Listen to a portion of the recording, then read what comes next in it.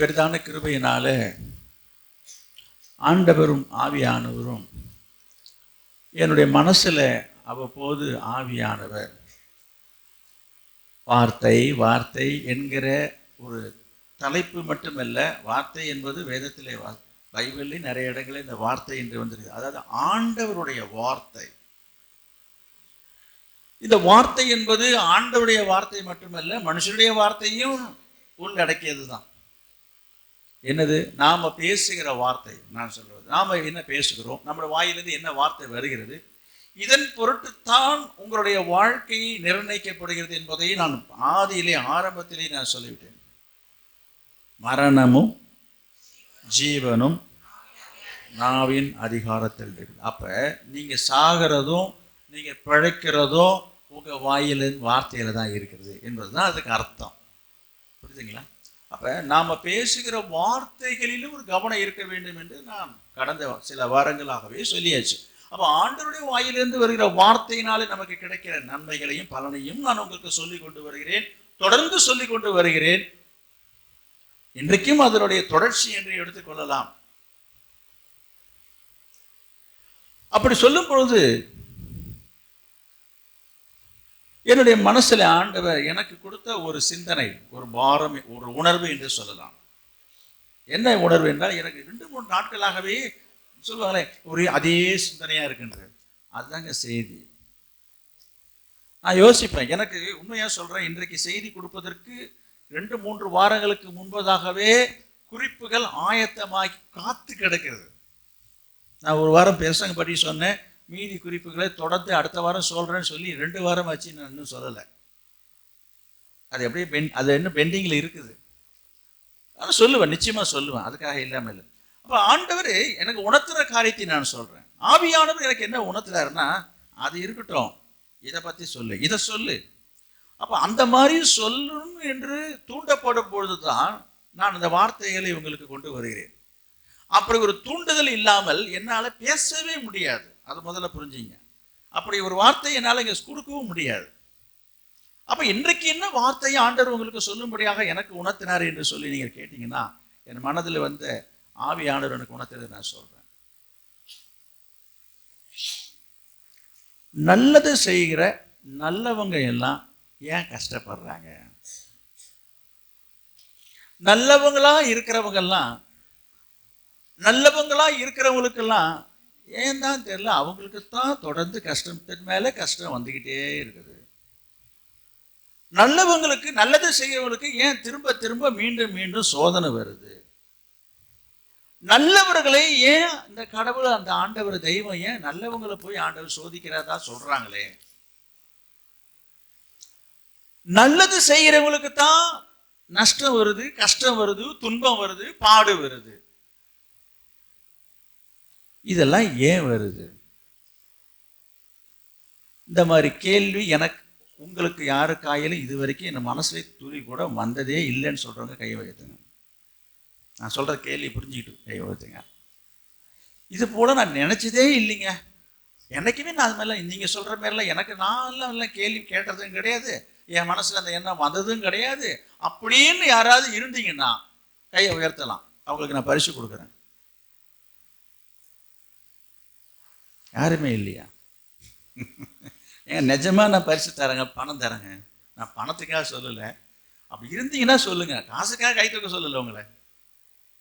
நான் உண்மையை தெரிஞ்சுக்கிறதுக்காக தான் நான் இவ்வளவு நானே தீவிரமா நினைக்கிறேன். இதான் சொல்ல வரேன். ஒரு காரியம் சொல்லட்டுமா? இப்ப நீங்க யாருமே கை தூக்கல தானே? நான் சொல்றேன், உங்களில் நான் ஒருவன். அப்ப நீங்க இந்த காரியத்தை ஒத்துக்கொண்டீங்க. என்னது? நான் நினைச்சது உண்டுதான். அப்படி சொன்னா எத்தனை பேர் கை தூக்குவீங்க? எல்லாரும் கை தூக்குவீங்க, அப்படித்தானே?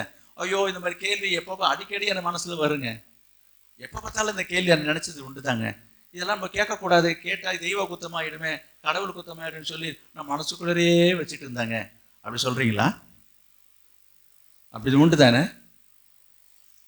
ஏன் ஆண்டவர் இப்படி எல்லாம் கஷ்டப்படுத்துறாரு? ஏன் உண்மையா இருக்கிறவங்களுக்கு, நேர்மையா இருக்கிறவங்களுக்கு, நியாயமா நடக்கிறவங்களுக்கு, பரிசுத்தமா வாழறவங்களுக்கு, ஊழியம் செய்யறவங்களுக்கு ஏன் பாடு வருது? ஏன் துன்பம் வருது? ஏன் கஷ்டம் வருது? கஷ்டத்து மேலே கஷ்டம் ஏன் அவங்களுக்கு வந்துட்டு இருக்குது? நான் மற்றவங்களுக்கு பேசலைங்க, உங்களுக்கு தான் பேசிட்டு இருக்கிறேன். நீங்க நிறைய பேருடைய இங்க உட்கார்ந்துருக்க நிறைய பேருடைய விசுவாசியுடைய மனசுல எழுப்புற கேள்வி என்ன? ஏன் எனக்கு மட்டும் இந்த கஷ்டம்? ஏன் எனக்கு மட்டும் இந்த பாடு? ஏன் என் குடும்பத்துல மட்டும் இப்படி நடக்குது? ஏன் என் பிள்ளைங்க மட்டும் இப்படி இருக்கிறாங்க? நீங்க கேட்கவே இல்லை என்ற கை தூக்குங்க. வேண்டாம். எல்லாவற்றையும் அறிவார் ஆண்டவர், எல்லாரையும் அறிவார், எல்லாவற்றையும் அறிவார்.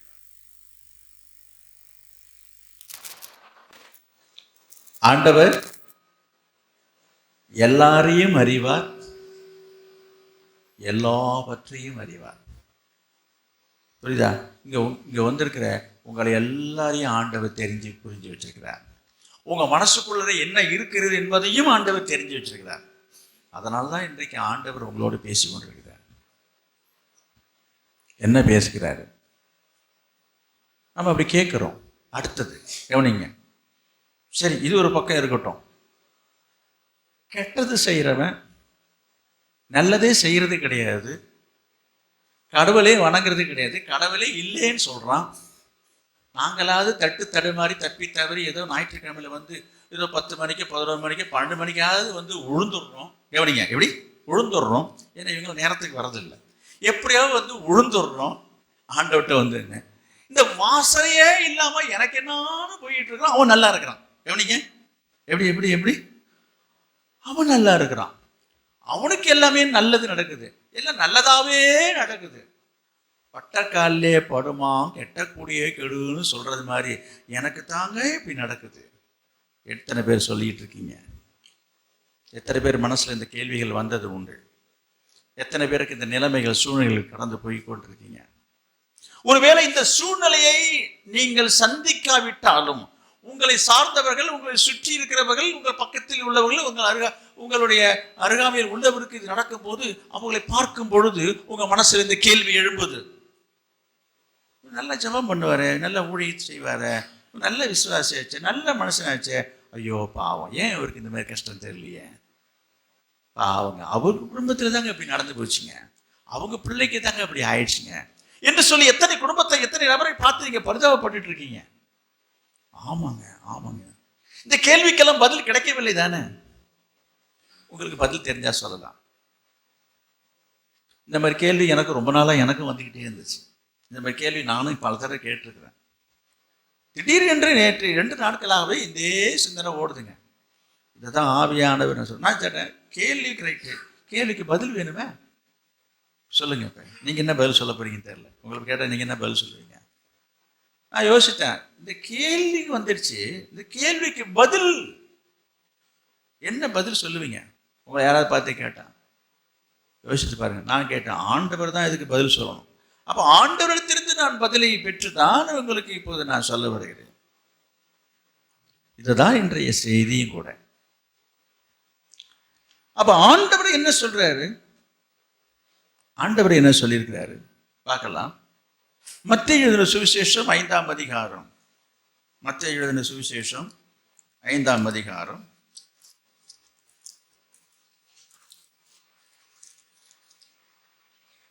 4வது வசனம். பாக்கியவான்கள், அவர்கள் ஆறுதல் அடைவார்கள். 10வது வசனம். என் நீதி நிமித்தம் துன்பப்படுகிறவர்கள் பாக்கியவான்கள், பரலோக ராஜ்யம் அவர்களுடையது. சரி, இயேசு எங்க சொன்னாரு, எப்ப சொன்னாரு? அங்க பாருங்க,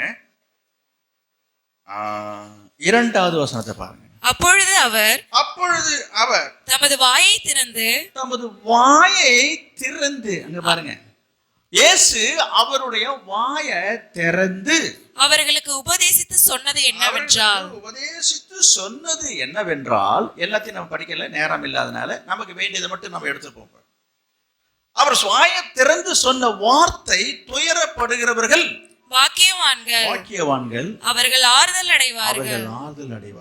அடுத்ததாக 10வது வசனத்தில் பார்க்கிறோம், நீதி நிமித்தம் துன்பப்படுகிறவர்கள் பாக்கியவான்கள். சரி, இதை நான் இன்னும் கொஞ்சம் எடிட் பண்றேன். அதாவது இதில் உள்ள வார்த்தையை நான் சுருக்கி சொல்றேன் பாருங்களேன். துயரப்படுகிறவர்களே பாக்கியவான்கள் என்று கர்த்தர் சொல்றார். உங்கள் மனசுல துயரமா துக்கமா, ஆண்டவர் சொல்றாரு நீங்கள் எல்லாம் பாக்கியவானம். ஐயோ. அடுத்தது 10வது வசனத்தில் பார்க்கிறோம், துன்பப்படுகிறவர்கள் எல்லாம் பாக்கியவான்களா. ஐயோ, நான் என்ன வாழ்க்கையில என்னத்தை கண்டேன்? நான் துன்பத்தை தானே கண்டேன், துன்பத்தை தானே அனுபவிக்கிறேன். வாழ்க்கை பூரா துன்பம் துன்பம் துன்பம் துயரம். ஆனா இயேசு இதை குறித்து என்ன சொல்லுகிறாரு? பாக்கியவான் சொல்றாரு. எதை பாக்கியவான்றாரு? துன்பப்படுவதும் துயரப்படுவதும் பாக்கியமா. இதை நம்மளால ஏற்றுக்கொள்ள முடியுதா? உங்களால முழுசா ஏற்றுக்கொள்ள முடியுதா? அடுத்த கேள்வி நீங்க கேட்பீங்க, சரி துன்பம் வரட்டுங்க, ஒரு துயரம் வரட்டுங்க, அதுக்கு ஒரு அளவே இல்லையா? அடுத்த கேள்வி, இதுக்கு ஒரு முடிவே இல்லையா? வாழ்நாள் பூரா நான் துன்பப்படணும், துயரப்படணும், தொல்லப்படணும், இதுதான் வாழ்க்கையா என்று நினைக்கிற எண்ணம் உள்ள சிலர் உண்டு. ஆனால் ஆண்டவர் என்ன சொல்லுகிறார் என்று சொல்லி பார்க்கும் பொழுது, ஆண்டவர் சொல்ற வார்த்தை என்ன? அவர் வாயை திறந்து சொன்ன வார்த்தை என்ன? துயரப்படுற உங்களுக்கு என்ன உண்டு? ஆறுதல் உண்டு. துன்பப்படுறவங்களுக்கு என்ன உண்டு? இரண்டாவதாக படித்தது சொல்ற, 2வது வசனம் இல்லை, 10ல் 2வதாக படித்தது என்ன? 10ஆம் வசனம், நீ துன்பப்படுகிறவர்கள் பாக்கியவான்கள். அவங்களுக்கு என்ன கிடைக்கும்? பரலோக ராஜ்யம் அவர்களுடையதான். ஓ, அங்க ஆறுதல் கிடைக்குன்னு சொல்லியிருக்காரு. இங்க என்ன சொல்றாரு? பரலோக ராஜ்யம் அவங்களுக்கு தான் சொந்தம்ன்றாரு. அப்ப அப்படியே கொஞ்சம் சுத்தி வளைச்சி பார்த்தா, இந்த பரலோகம் யாருக்கு சொந்தமா இருக்குமா என்று சொன்னா, யாருக்கு? துன்பப்படுறவங்களுக்கு தான் பரலோகம். ஓ, நீங்க என்ன நினைக்கிறீங்க தெரியல. அப்படின்னா இந்த பரலோகமே வேண்டான்னு நினைக்கிறீங்களா? இந்த உலகத்துல நம்ம துன்பமே இல்லாம பாடே இல்லாம வாழ்ந்தா போதும் நீங்க நினைக்கிறீங்களா? இல்ல துன்பப்பட்டாலும் பாடுபட்டாலும் பரவாயில்ல, எனக்கு பரலோகம் வேணும்னு நினைக்கிறீங்களா? சிலருடைய நினைப்பை சொல்றேன், உங்களை பத்தி நான் சொல்லல. நீங்கள் எல்லாருமே பரலோக ராஜ்யத்துக்கு உரியவர்கள், பரலோகத்தை நாடுகிறவர்கள், நேசிக்கிறவர்கள், அது எனக்கு தெரியும். ஒரு சிலர் என்ன நினைப்பாங்க, என்ன பரலோகம், கண்ணை மூணத்துக்கு அப்புறம் பார்க்குற பரலோகத்தை யாரு கண்டா? இப்போ வாழுற வாழ்க்கையில் உலகத்தில் வாழும்போது சௌக்கியமாக இல்லாமல் நான் அப்படி இப்படி அல்லல் பட்டுட்டு கஷ்டப்பட்டுட்டு கிடக்கிறேன், எங்கேயோ எப்பயோ வரப்போகுது பரலோகத்தை பற்றி சொல்லிட்டு இருக்கீங்களே. நான் சில காரியங்களை உங்களுக்கு சொல்லி எவ்வளோ சீக்கிரமாக முடிக்க முடியுமோ நான் முடிக்க விரும்புகிறேன். எனவே இந்த நல்லவர்களுக்கு ஏற்படுகிற துன்பமும் கஷ்டமும் துயரமும் வருத்தம் நஷ்டம், இதை குறித்து வேதாகமும் என்ன சொல்ற? ஆண்டவர் சொல்லிட்டாரு. அதற்கு துணை இணையாக ஒரு சில வார்த்தை வசனங்களை நான் உங்களுக்கு சொல்ல விரும்புகிறேன். வேதத்திலே நான் எடுத்து இப்போ வாசிக்கிறதுக்கெல்லாம் நேரம் இல்லை, உங்களுக்கு தெரிந்த நபர்களை நான் சொல்லுகிறேன். நல்லவர்கள் எல்லாம் கஷ்டப்பட்டார் என்பதற்கு உதாரணமாக யோசேப்பின் வாழ்க்கையை எடுத்துக்கொள்ளுங்க. யோசேப்பு மீது ஏதாவது குறை உண்டா, குற்றம் உண்டா, அவன் ஏதாவது தவறு செய்தார்கானா என்று யோசித்து பார்த்தீங்கன்னா, அவன் தேவனுக்கு பயந்து வாழ்ந்தான், தேவனுக்கு பிரியமாய் வாழ்ந்தான், நேர்மையாய் வாழ்ந்தான், நியாயமாய் வாழ்ந்தான், உத்தமனாய் வாழ்ந்தான். யார்? யோசேப்பு. அது மாத்திரமல்ல, அவனுக்கு ஒரு தவறு செய்வதற்கு வேண்டிய ஒரு சந்தர்ப்பம் வந்த போது கூட அவன் சொல்றான், தேவனுக்கு விரோதமாய் நான் பாவம் செய்வது எப்படி என்று சொல்லிவிட்டு பாவத்துக்கு விட்டு விலகி ஓடி போனவனுக்கு என்ன கிடைச்சது? சிறை தண்டனை கிடைச்சது. சரி, சிறை தண்டனை கிடைச்சதை உடனே ஆண்டவருக்கு செஞ்சிருக்கணும். நான் சும்மா இப்ப நான் எக்ஸ்ட்ரா எப்பவுமே நான் பேசுகிறது போல கற்பனையாக பேசுகிறேன். உடனே ஆண்டவர் என்ன செய்திருக்கணும்? ஒரு காப்பிரியலையோ அல்லது மிகா வேலையை அனுப்பி என்ன பண்ணிருக்கணும்? போய் என்ன செய்திருக்கணும்? ஜாமீன் எடுத்துருக்கணுங்க. அட்லீஸ்ட் விடுவிச்சிருக்கலாம். என்ன கேட்டா நான் சும்மா தமாஷுக்காக பேசுறேன். என்ன செய்திருக்கலாம் என்று சொன்னா, ஒண்ணு விடுதலை பண்ணணும். விடுதலை பண்ணாட்டி கூட அட்லீஸ்ட் என்ன செய்திருக்கணும்? ஒரு ஜாமீன்லயாவது எடுத்திருக்கணும். அதை தான் நான் சொல்ல வந்தேன். யோசித்து பாருங்க. பேதுரு சிறைச்சாலையில் வைக்கப்பட்டிருக்கிறாரு. ஆண்டவர் தேவதூதனை அனுப்புறாரு, ராத்திரியில தட்டி எழுப்பி வெளில கொண்டு வந்துட்டாரு. என்னங்க இது? ஆனா யோசேப்பு சிறையில போய் ஒரு தப்பு செய்யாம போய் சிறையில உட்கார்ந்துருக்கேன், ஆண்டவர் கண்டுக்கவே இல்லை. நான் கொஞ்சம் தவறா பேசுறேன், என் வார்த்தையை நீங்க தவறாகவும் எடுத்துக்கொள்ளக்கூடாது. அந்த வார்த்தையெல்லாம் நான் இப்படி பேசுகிறேன் பாரு, கண்டுக்கவே இல்லைன்றதுலாம் அதெல்லாம் சும்மா அதெல்லாம் அப்படிலாம் சொல்லக்கூடாது. ஏன்னா வேதம் சொல்லுகிறது, அங்கே எழுதப்பட்டிருக்குது ஆதியாகமத்தில். யார் கரெக்டாக சொல்லுவா? எடுத்து வாசித்தா நேரம் ஆகிடுமே. கரெக்டாக சொல்லணும்னு என்ன சொல்லணும்? கர்த்தர் யோசேப்போட கூட இருந்தார். இங்க பாருங்க, இதுதான் வித்தியாசமான ஒரு சூழ்நிலை. என்னது, ஆண்டவர் என்ன செய்தாரு, அவனை விடுவிக்கல, விடுவிக்கிறதுக்கான எந்த ஏற்பாடும் பண்ணல, போய் என்ன பண்ணிட்டாரு, கூட இருந்தாருன்னா எங்கெங்க இருந்தாரு? அப்ப அவரும் ஜெயில தானே இருந்திருக்கிறாரு.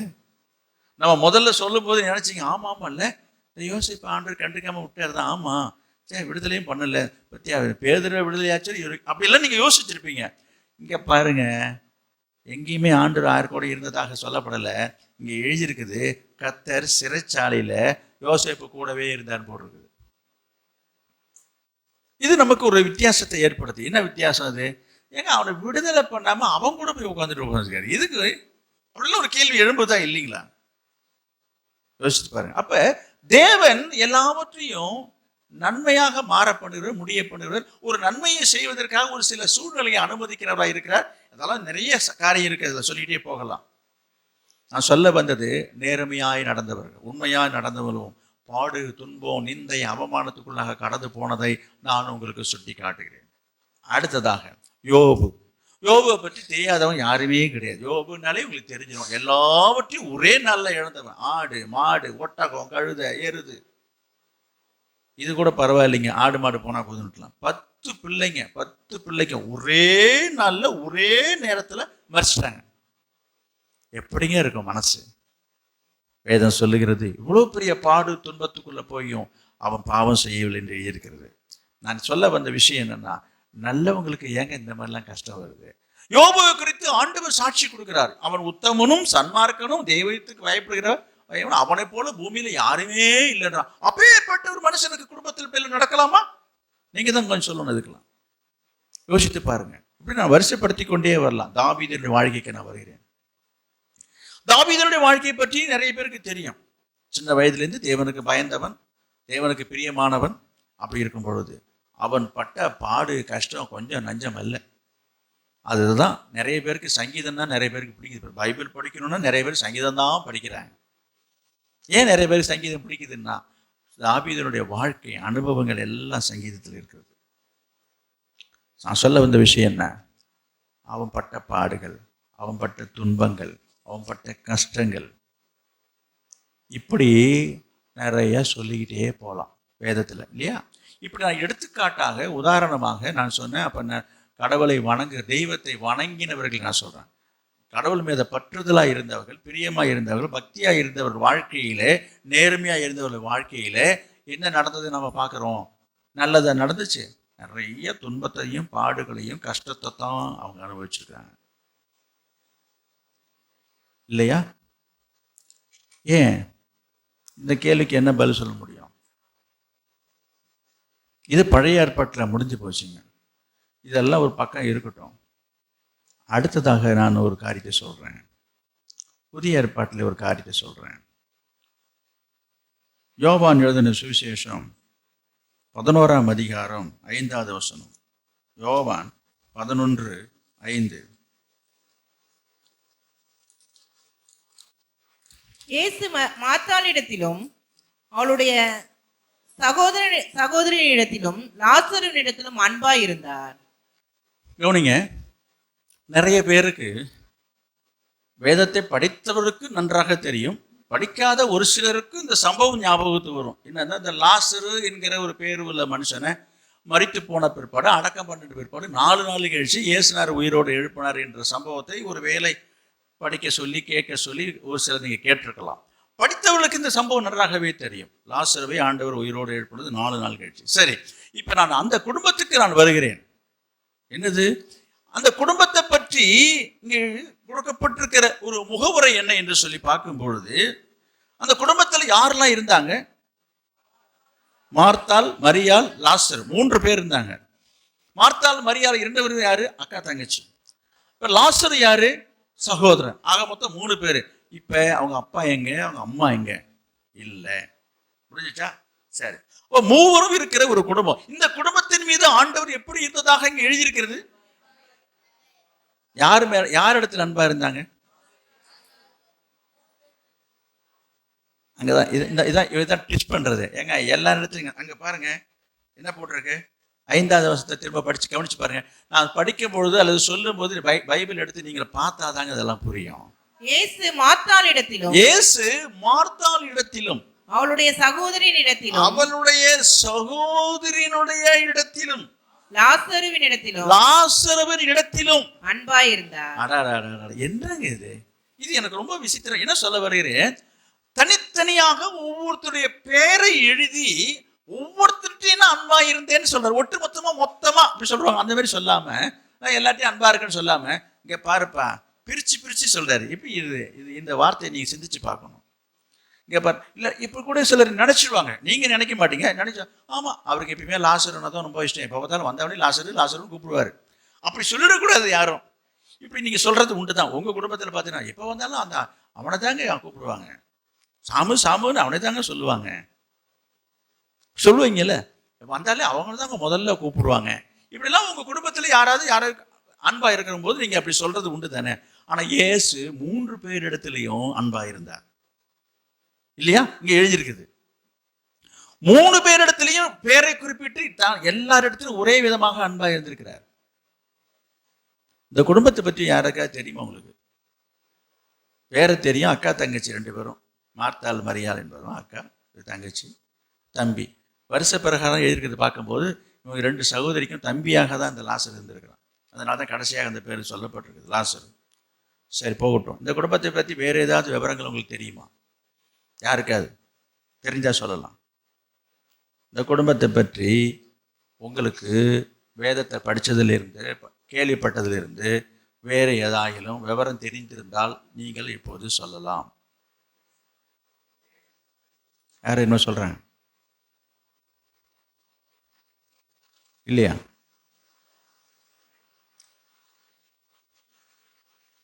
சரி, கவனிங்க.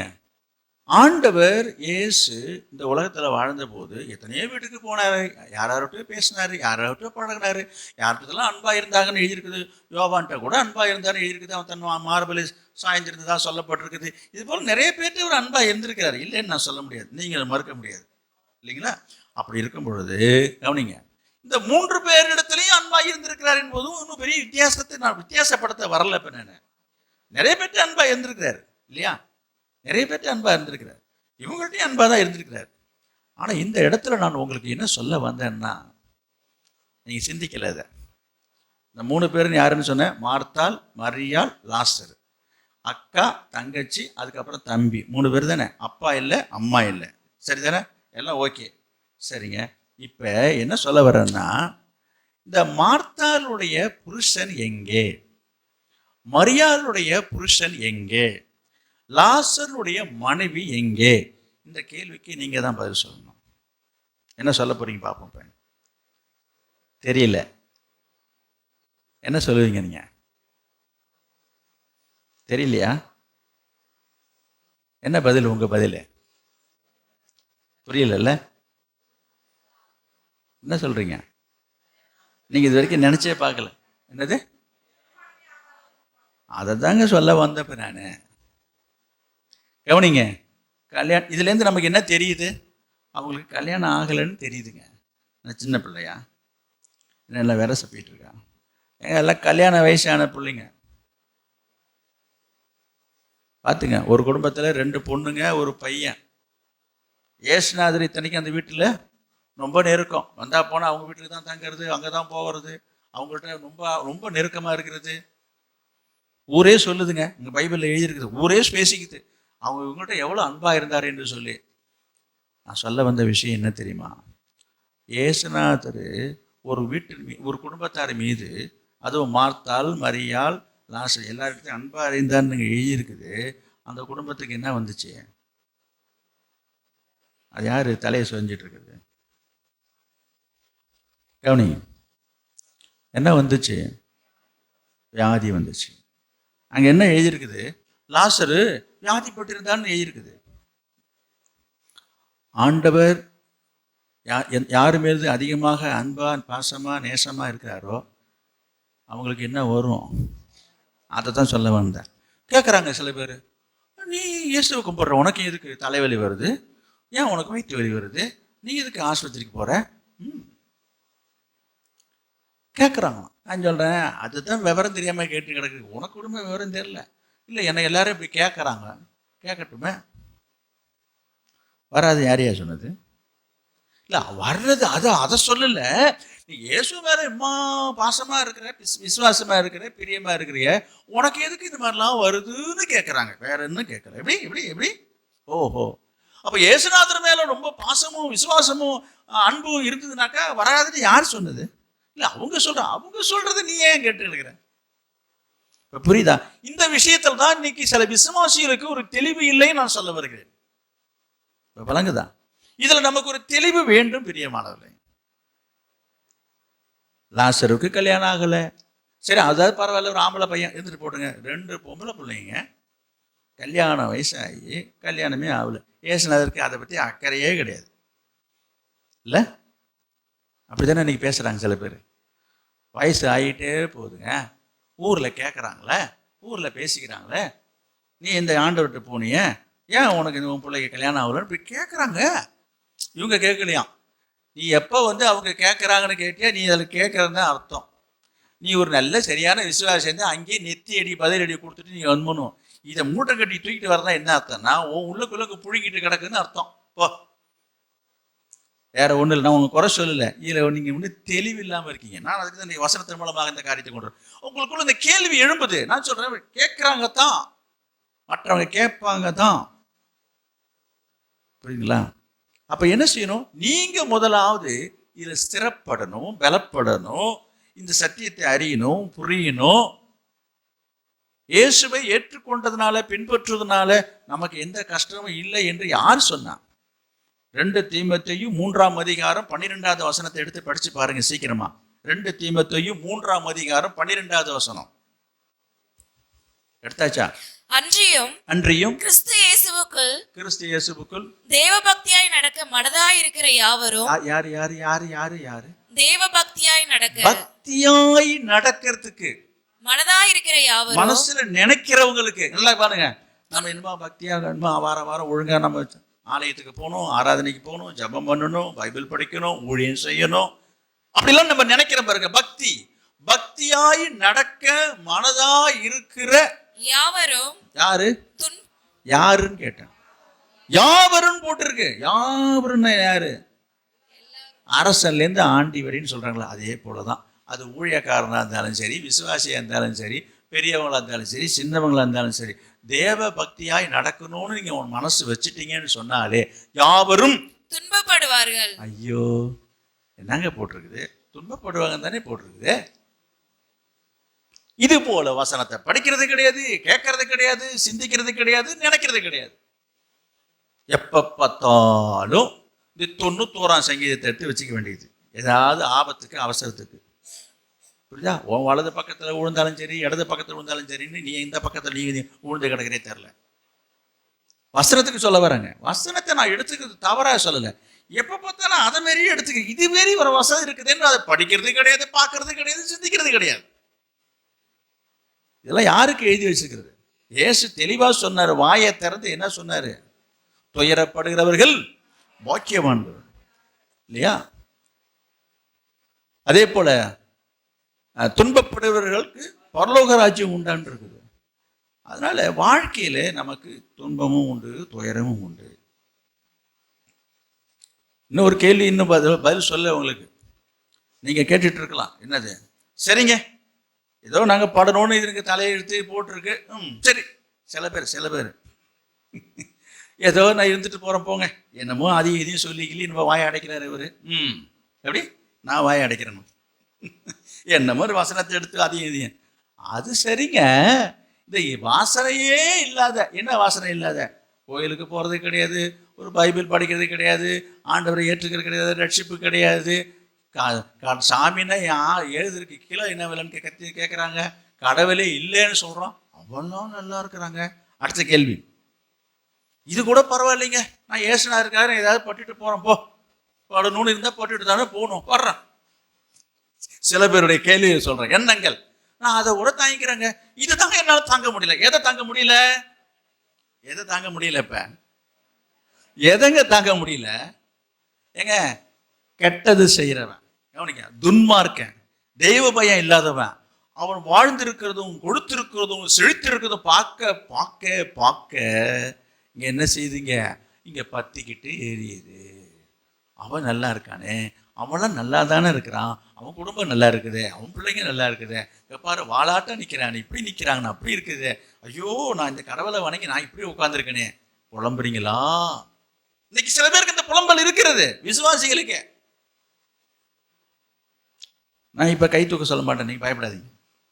எல்லாம் உங்க மனசாட்சிக்கே விட்டுறான். உங்க மனசுல இருக்கிறத மனசுக்குள்ளேயே வச்சு புதைச்சிருங்க. அதை இதெல்லாம் இந்த மாதிரி வெளியில கேட்டு அம்பலப்படுத்தி நான் உங்களை அசிங்கப்படுத்த விரும்பல.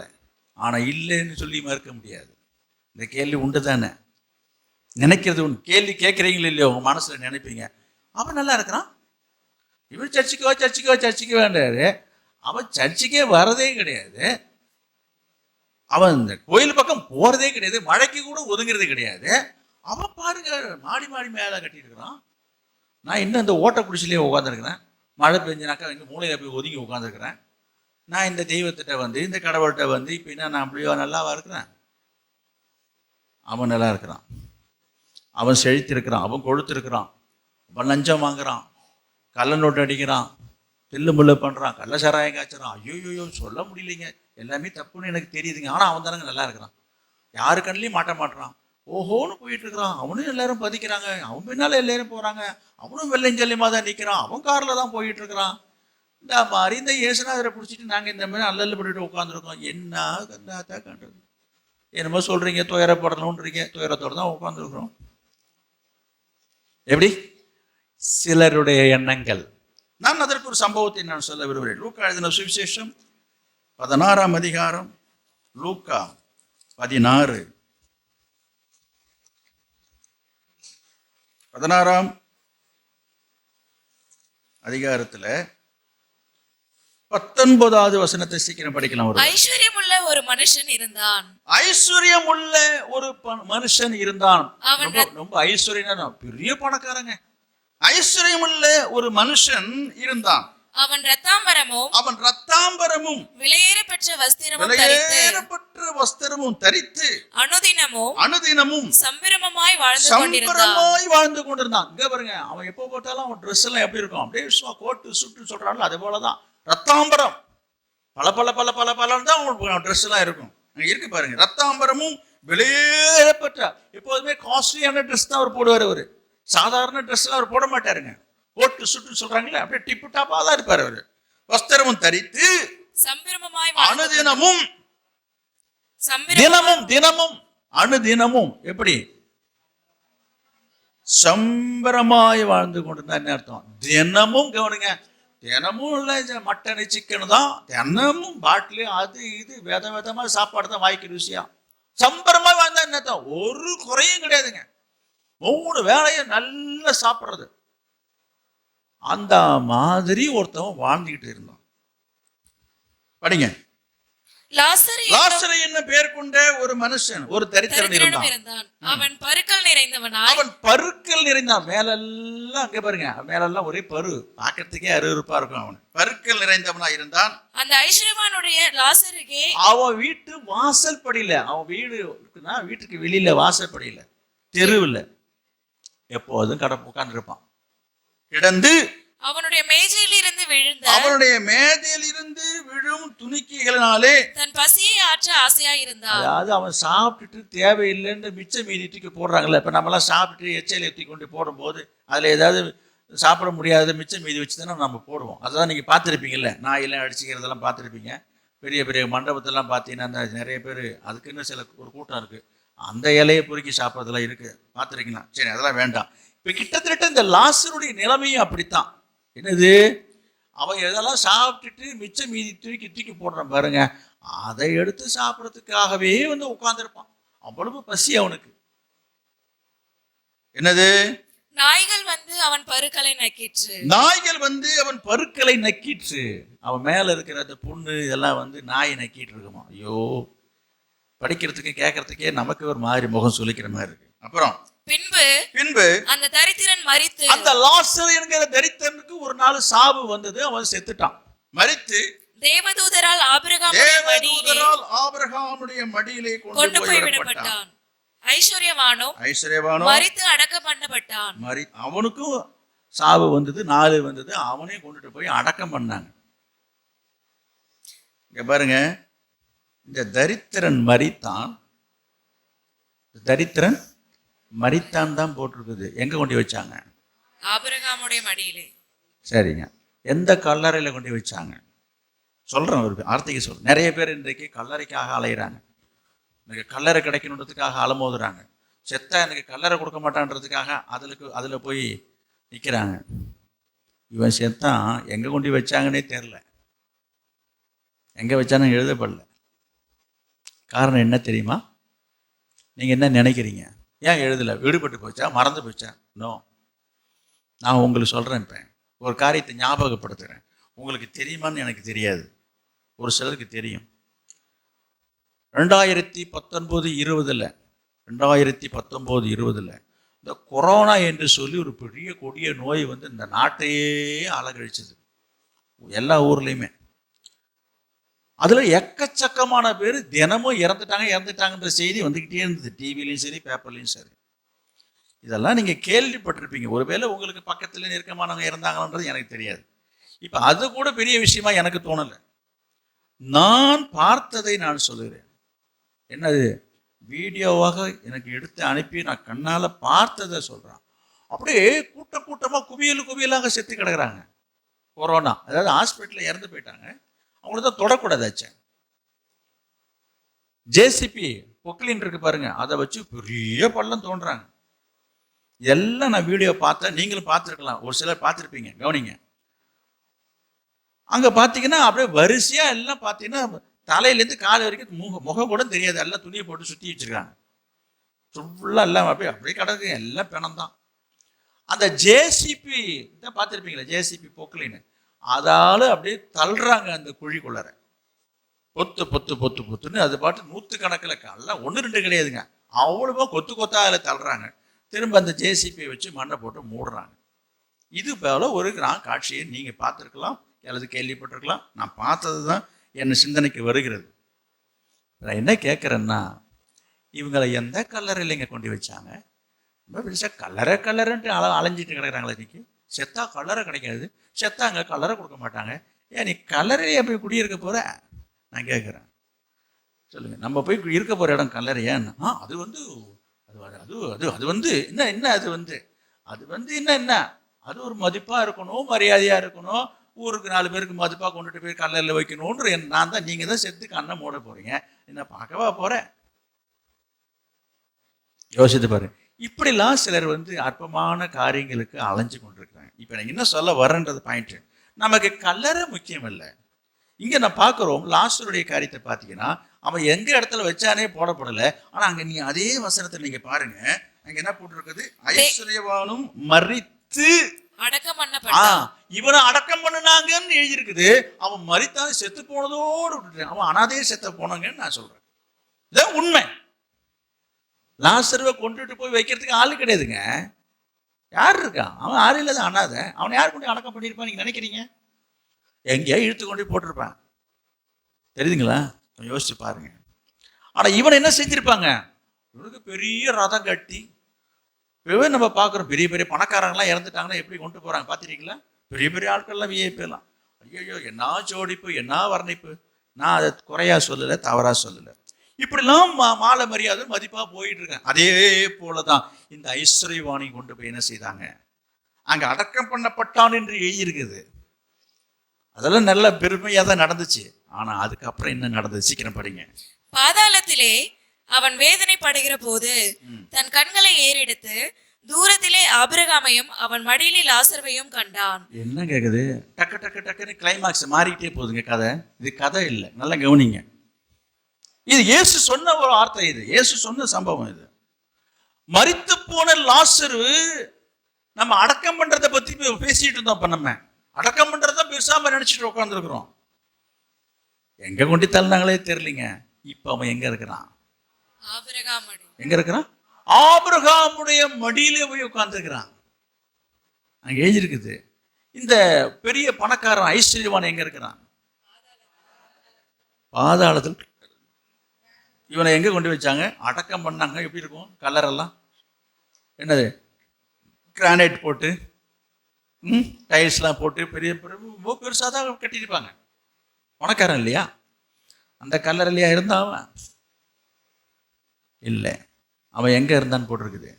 பாதாளத்திலே அவன் வேதனை பாதாளத்தில் போய் இருக்கிறான்னு போட்டிருக்கு. பாதாளத்தில் அவன் வேதனைப்பட்டான். இப்படி இருக்கும் பொழுது நல்லா கவனிங்க, இவன் பாதாளத்துக்கு போயிட்டான், அவன் பரலோகம் போயிட்டான். அது லாசரு. இப்ப என்னாச்சு? அப்பொழுது அவன் தகப்பனாயி ஆபிரகாமே, நீர் எனக்கு இறங்கி லாசரு தன் விரலின் நுனியை தண்ணீரில் தோய்த்து என் நாவை குளிர பண்ணும்படி. பாதாளத்தில் இருக்கிறவனுக்கு தொண்டை காஞ்சி போகுது, நாக்கு வறண்டு போகுது, ஒரு சொட்டு தண்ணி இல்லை. பாதாளம் பயங்கரமானது. அப்படிப்பட்ட சூழ்நிலையில அண்ணாந்து பார்க்கறான். இவன் இங்க அண்ணாந்து பார்த்தா அங்க ஆபிரகாம் இருக்கிறாரு. ஆபிரகாம் மடியில யாரு உட்கார்ந்து இருக்கிறா? இந்த லாசரு யாரு? யாரு? இவன் வீட்டு வாசப்படியில நாய் போல கடந்தவன். நாயோட தான், அந்த நாயும் பக்கத்துல தான் இருந்துச்சு. நாய் போல கடந்தவன் லாசரு எங்க இருக்கிறான்? அவன் மடியில போய் உட்கார்ந்து இருக்கிறான். இவன் எங்க கிடக்குறான்? ஐயோ, பாதாளத்துல கிடக்குறான். ஒரு தொட்டு தண்ணி இல்லை. ஆன்னு அப்படி அண்ணாந்த பார்த்துட்டு சொல்றான். என்ன சொல்றான்? நீர் எனக்கு விரலின் நுனியினால. இங்க பாருங்க, அங்கேருந்தெல்லாம் ஒன்றும் கப்புல, டீ கப்புல, பேப்பர் கப்புல, ஜக்குல, என்ன வாட்டர் பாட்டில், என்ன Aqua water, Bisleri water bottle, இதெல்லாம் ஒன்றும் கொடுக்க முடியாது. அதனால என்ன சொல்றான்? சும்மா விரலால தண்ணியை தொட்டு ஒரு சொட்டு என் வாயை கொஞ்சம் காய்ஞ்சு போகுது, உலர்ந்து போதியா. பாருங்க வசனத்தை பாருங்க. நீர் லாசரு தன் விரலை நுனியே தண்ணீரை தோய்த்து என் நாவை குளிர பண்ணும்படி. நாக்க குளிர பண்ணிய, நாக்கு வறண்டு போதியா. அவனை அனுப்ப வேண்டும். அவனை அனுப்பி வைங்க. அவனை அனுப்பி வைங்க. அவனை அனுப்பி வைங்க. ஒரு விரல்ல தொட்டுட்டு வந்து என் நாக்க குளிர பண்ணட்டும்னு. ஏங்க, தெருவில் கடந்தவன், வாசப்படியில் கடந்தவன், நாயோட கடந்தவன், அவன் விரலால அவன் கையால் வச்சு சாப்பிடலாமா? நான் சும்மா வேடிக்கை கேட்குறேன். ஆனால் இவன் கேட்குறான், பரவாயில்ல, இப்போ இருக்க என் நிலைமை எப்படி இருக்குது? இப்போ அவன் விரலால ஒரு சொட்டு தண்ணி கொடுத்தாலும் பரவாயில்லை என்று சொல்லுகிற நிலைமையை பார்க்குறோம். அப்புறம் இந்த அக்கினி ஜுவாலையிலே வேதனைப்படுகிறனே என்று கூப்பிட்டான். ஆமா, பாதாளம் அப்படித்தான் இருக்கும். இன்னைக்கு நிறைய பேருக்கு தெரியல. இதை பற்றி நான் தனியாக பேசணும். திரும்ப அடுத்தது இதை பற்றி விவரமாக விளக்கமாக நான் பேசுகிறேன். படிங்க. அதற்கு ஆபிரகாம், மகனே, நீ பூமியிலே உயிரோடு இருக்கும் காலத்தில் உன் நன்மைகளை அனுபவித்தாய். லாசருவும் அப்படியே தீமைகளை அனுபவித்தான். அதை நினைத்துக்கொள். அதை நினைச்சுக்கப்பா. இப்பொழுது அவன் தேற்றப்படுகிறான், நீயோ வேதனைப்படுகிறாய். போதும். அங்க ஆண்டவர் சொல்ற பதில பாருங்க. தாப்பா தம்பி, நீ இந்த உலகத்துல வாழும்போது சம்பரமா வாழ்ந்த, ரத்தாம்பரத்தை உடுத்திக்கிட்டு இருந்த, எனக்கு சாப்பாட்டுக்கு குறைச்சலே கிடையாது, எல்லாம் கறியும் மீனுமா தான் சாப்பிட்டு சொகுசா இருந்தில்ல. ஆமா இருந்த. அதை இப்ப நீ நினைச்சுக்க சொல்றாரு பாருங்க. என்னது?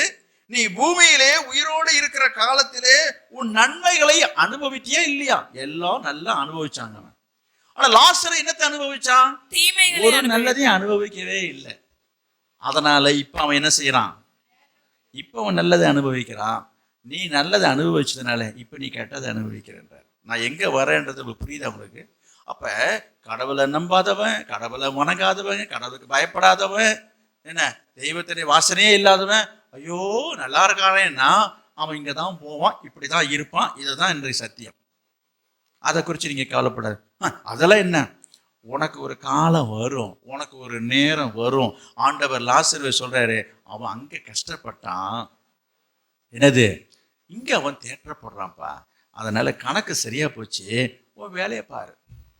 இதெல்லாம் இன்னும் நிறைய காரியம் இருக்குது. இதெல்லாம் சொல்லிட்டே வந்த நேரம் ஓடுது.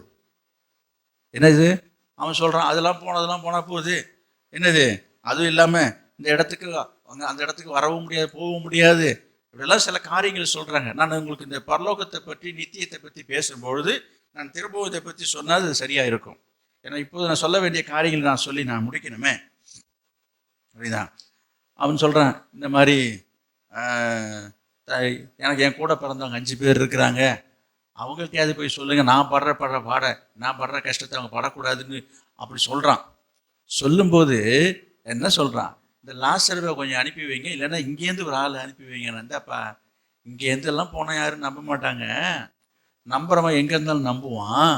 அங்கேயே மோசேயும் தீர்க்கதரிசி இருக்கிறாங்க, அவங்க பேச்ச அவங்க கேட்க சொல்லுன்ட்டு விட்டார். இவன் சொல்கிறான், என்னது நான் இப்போ தானே எனக்கு தெரியுது, கண் கெட்டதுக்கு அப்புறம் தான் சூரிய நமஸ்காரம் மாதிரி செத்ததுக்கு அப்புறம் தானே எனக்கு தெரியுது. ஐயோ இந்த மாதிரி ஒரு பாதாளம் இருக்குன்னு எனக்கு தெரியாமல் போச்சே, இதுபடி ஒரு வாழ்க்கை இருக்குன்னு தெரியாமல் போச்சே என்று இப்போ அவன் என்ன பண்ணுறான், சரி நான் வந்துட்டேன், என் கூட பிறந்த 5 பேர் இருக்கிறான், அவனாவது இங்கே வரக்கூடாதுன்னு சொல்லும்போது ஆண்டவர் சொல்கிறாரு, ஆபிரகாம் என்ன சொல்றேன், அதுக்கெல்லாம் ஆள் அங்கே இருக்காருப்பா, நீ போப்பான்ட்டார்.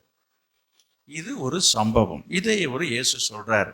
இதை நான் இப்போது என்னத்துக்கு சொல்ல வரேன் அப்படின்னு சொன்னால், இன்றைக்கு நிறைய பேர் வாழறானே இருக்கிறானேன்னா இந்த ஐஸ்வர்யவானை போலத்தான் வாழ்ந்துட்டு இருக்கிறான். நீ கவலைப்படாத.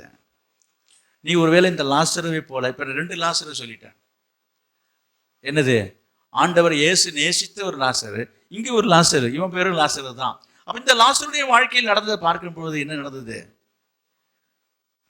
ஆபிரகாமின் மடியிலே தேற்றப்படுகிறான். நான் உங்களுக்கு சொல்றேன், ஆண்டவர் உங்களை நேசிக்கிறார். நீங்க நினைக்கலாம், ஆண்டவரை மேல நேசித்தா எனக்கு ஏன், நேசிக்கிற குடும்பத்துக்கு தான் பாடு துன்பம் கஷ்டங்கள் வரும். ஆண்டவர் நேசிக்கிற குடும்பத்துல தான் என்ன இல்லை, அங்கே பார்த்தோம், லாசரு வியாதியாக இருந்தால் போடுறோம். அப்போ ஆண்டவர் நேசிக்கிற குடும்பத்தில் என்ன வரும், வியாதி வரும். ஆண்டவர் நேசிக்கிற குடும்பத்தில் 3 பேர், யார் 3 பேர், மார்த்தாள் மரியாள் லாசரு, 3 பேருக்கு என்ன இல்லை, கல்யாணமே ஆகலை. நான் சொல்கிறேன், ஆண்டவரை நேசிக்கிற குடும்பத்தில் தான் கல்யாணம் நடக்கும். ஐயோ தப்பாக நினச்சிக்காதீங்க, ஒரு வார்த்தையை சொல்ல வரேன். யார் ஆண்டவர் அதிகமாக நேசிக்கிறாரோ அப்படி இருக்குது. 3வதாக ஒரு காரியம் சொல்கிறேன், ஆண்டவர் யாரை அதிகமாக நேசிக்கிறாரோ அந்த குடும்பத்தில் தான் என்ன வரும், சாவு வரும். புரியலையே நான் சொல்கிறேன். எங்க லாசரு வியாதிப்பட்டான், வியாதி வரும். இன்னொரு காரியம் சொன்னேன், 3 பேருக்கு என்ன இல்லை, கல்யாணம் நடக்காது. அடுத்ததாக என்னாச்சு, லாசரு மனுஷன் இல்லையா, வியாதிப்பட்டு இருந்தா செய்தி சொல்றாங்க, இயேசு வரவே இல்லை. இயேசுவே வரவே இல்லை. 2 நாள் அங்கேயே உட்காந்துரு, சாவுக்கே வரலைங்க. இது என்னங்க, இயேசுநாதர் அன்பா இருந்தாருன்னு சொல்றீங்க, என்ன கதைங்க இது? இயேசுநாதர் அன்பா இருந்தா செய்தி கேட்ட உடனே வந்துட வேண்டியதானே, இருக்குதா இல்லையா? இதே போல உங்க வாழ்க்கையில சில நேரங்களில் சில நடக்கிற சம்பவங்களை வச்சு ஆண்டவரை தவறாக எடை போட்டுடாதீங்க. கர்த்தர் உங்கள் மேல நேசமா இருக்கிறார், பாசமா இருக்கிறார், அன்பா இருக்கிற மேல ஒரு துளியும் குறையில்லை. நீங்க நினைக்கலாம், என் மேல ஆண்டு அன்பாவே இல்லை. யார் சொன்ன அன்பா இல்லைன்னு? அப்புறம் ஏன் எனக்கு இது மாதிரிலாம் நடக்குது? நான் சொல்றேன், அன்பா இருக்கிற குடும்பத்தை தான் நடக்கும். நான் சில வசனத்தை உங்களுக்கு காட்டினேன். என்னது, என்ன வசனம் காமிச்சேன் சற்று முன்பு? தேவ பக்தியா நடக்க மனதா இருக்கிற யாவரும் துன்பப்படுவார் என்ற ஒரு வசனத்தை நான் உங்களுக்கு காட்டினேன். நிறைய வசனம் இருக்குது, நீ குறித்து கொள்ளுங்க. நேரமாகி விட்டது. 1 கொரிந்தியர் 4ஆம் அதிகாரம் பவுலுடைய வாழ்க்கை எடுத்துக்கொண்டு போறேன். 1 கொரிந்தியர் 4, 11, 12. 1 கொரிந்தியர் 4ஆம் அதிகாரம் 11வது வசனம், 12வது வசனம். பசியுள்ளவர்களும், இந்த நேரம் வரைக்கும் பசியுள்ளவர்களும், யாருக்காவது பசி வந்துருச்சா? படிங்க. தாகம் உள்ளவர்களும், பசி உள்ளவர்களும் தாகம் உள்ளவர்களும், நிர்வாணிகளும், குற்றுண்டவர்களும், தங்க இடமில்லாதவர்களாய் இருக்கிறோம். எங்கள் கைகளினாலே வேலை செய்து பாடுபடுகிறோம், வையப்பட்டு ஆசீர்வதிக்கிறோம், துன்பப்பட்டு சகிக்கிறோம், தூஷிக்கப்பட்டு வேண்டிக் கொள்கிறோம். இந்நாள் வரைக்கும் உலகத்தின் குப்பையை போலவும் எல்லாரும் துடைத்து போட அழுக்கை. இது யார் சொல்றது? இது பவுல் சொல்றாரு. பவுலுக்கு என்ன நடந்தது? பவுல் ஊழியம் செய்யறாரு, தேவ மனுஷன், கர்த்தருக்கு வைராக்கியமாக ஊழியம் செய்யறவனுக்கு இந்த மாதிரிலாம் நடக்கலாமா? நடக்குதே, நடந்துச்சே, எழுதுறாரு, சொல்றாரு. அதை குறித்து ஒரு கவலையே பண்ணலைங்க. நான் சொல்றேன், கர்த்தருக்காக நீங்க வைராக்கியமா விசுவாசமா உறுதியா இருக்கும் போது பாடு துன்பம் கஷ்டம் வருதா, சோர்ந்து போகாத. 2 கொரிந்தியர் 4ஆம் அதிகாரம், இப்ப நீங்க 1 கொரிந்தியர் படிச்சீங்க. 2 கொரிந்தியர் 4ஆம் அதிகாரம் 8ஆம் வசனம். 2 கொரிந்தியர் 4:8. நாங்கள் எந்த பக்கத்திலும் நெருக்கப்பட்டாலும் ஒடுங்கி போகிறதே இல்லை. கலக்கமடைந்தும் மனமுறிவடைகிறதில்லை. மனசு உடைஞ்சு போறதே இல்லை. துன்பப்படுத்தப்பட்டும் கைவிடப்படுகிறதே இல்லை. கீழே தள்ளப்பட்டும் மடிந்து போகிறதில்லை. போதுமா? இதை விட தாண்டி இதை நடந்துச்சு உங்க வாழ்க்கையில, உங்க குடும்பத்துல? சொல்லுங்க. இப்ப இதே போல நடந்திருக்குதா, இல்லை இதை விட தாண்டி நடந்துச்சு சொல்லுவீங்களா? அவர் சொல்றாரு, எல்லாம் நடந்துச்சு, என்னை எல்லாரும் தள்ளுனாங்க, என்னை எல்லாரும் ஒதுக்குனாங்க, எல்லாரும் புறக்கணிச்சாங்க, என்னை எல்லாரும் அவமானப்படுத்தினாங்க, எனக்கு யாரும் ஆதரவு இல்லை, ஆனாலும் நான் துவண்டு போகலை, சோர்ந்து போகலை. பவுலுடைய வாழ்க்கை அனுபவம் இருக்கிறது. 2 கொரிந்தியர் 6ஆம் அதிகாரம் 4ஆம் வசனம். 2 கொரிந்தியர் 6:4. மிகுந்த பொறுமையிலும் உபத்திரவங்களிலும் நெருக்கம், இடுக்கண் அடிகளிலும் அடி, காவல்களிலும் காவல், கலகங்களிலும் கலகம், பிரயாசங்களிலும் கண்விழிப்பு உபவாசங்களிலும் கற்பிலும் அறிவிலும் நீடிய சாந்தத்திலும் தயவிலும் பரிசுத்த ஆவியிலும் மாயமற்ற அன்பிலும் சத்திய வசனத்திலும் திவ்ய பலத்திலும் நீதியாகிய வலதிடது பக்கத்து ஆயுதங்களை தரித்திருக்கிறதிலும் கனத்திலும் கனவீனத்திலும் துர்க்கீர்த்தியிலும் நற்கீர்த்தியிலும் எத்தர் எனப்பட்டாலும் நிஜஸ்தராகவும் அறியப்படாதவர்கள் எனப்பட்டாலும் நன்றாய் அறியப்பட்டவர்களாகவும் சாகிறவர்கள் எனப்பட்டாலும் சாகிறவர்கள் என்று எண்ணப்பட்டாலும் உயிரோடு இருக்கிறவர்களாகவும். பாருங்க, சில பேர் நினைப்பாங்க, அதான் அவ்வளவுதான், இவன் செத்தான், இதோட தொலைஞ்சான், இதோட முடிஞ்சு போச்சு அப்படின்னு சொல்றாங்களே. உங்களை பார்த்து யாராவது இதுக்கப்புறம் அவங்கள இனிமே வாழறது கஷ்டங்க. இங்க பாருங்க, சாகிறவர்கள் என்று எண்ணப்பட்டாலும் அப்படிதான் ஊர் நினைக்குது, அப்படிதான் எல்லாரும் அக்கம் பக்கத்தில் பேசிக்கிறாங்க. இதுக்கு மேலாம் எழுந்து நடமாட்ட மாட்டான், இதுக்கெல்லாம் அப்புறம் உசுரோட வரமாட்டான், இதுக்கு அப்படின்னாலாம் நம்பாத, அவ்வளோதான், வாழ்க்கை முடிஞ்சிச்சு என்று ஊர் சொல்லலாம், உலகம் சொல்லலாம். பவுல் சொல்றாரு, என்ன அப்படிதான் எல்லாரும் நினைச்சாங்க, ஆனாலும் நான் உயிரோடு இருக்கிறதாகும்.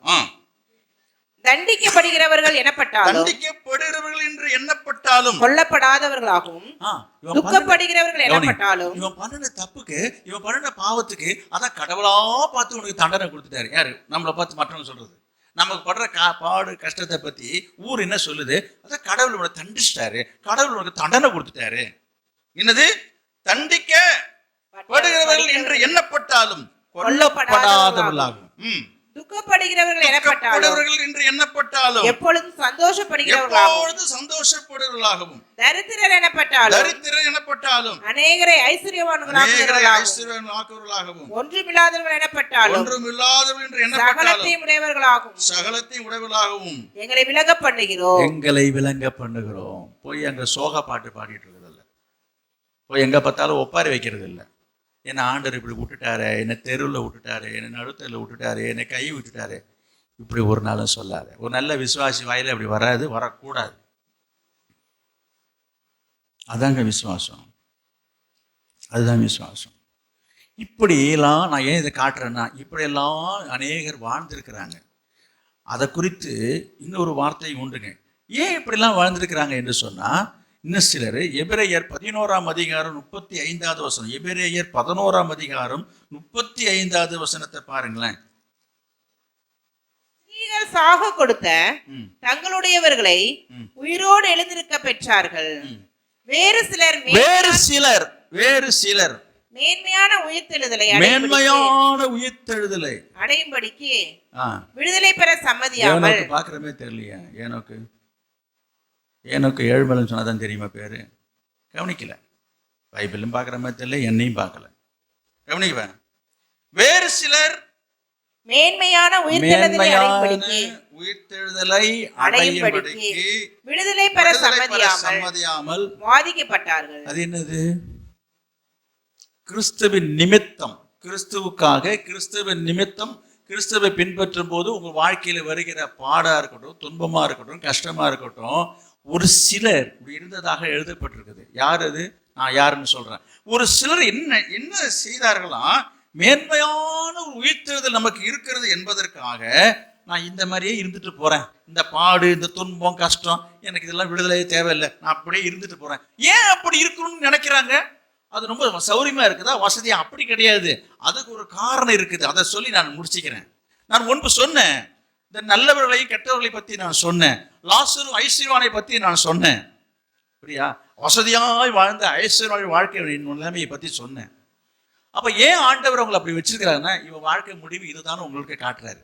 இங்க பாருப்பா, இன்றைக்கு வாழற வாழ்க்கையை பார்த்துட்டு நீ மயங்கிடாத, நீ கலங்காத, உனக்கு ஒரு நல்ல வாழ்க்கையை நான் வச்சிருக்கிறேன்னு கர்த்தர் சொல்றாரு. உங்களை எல்லாருக்கும் பார்த்து, என்னங்க பெருசா வாழ்க்கை, ஊர்ல உலகத்துல எல்லாரும் போல ஊரோட ஒத்து வாழலையா, எங்கேயோ இருக்க ஒரு வாழ்க்கையை பத்தி பேசிட்டு இருக்கீங்க.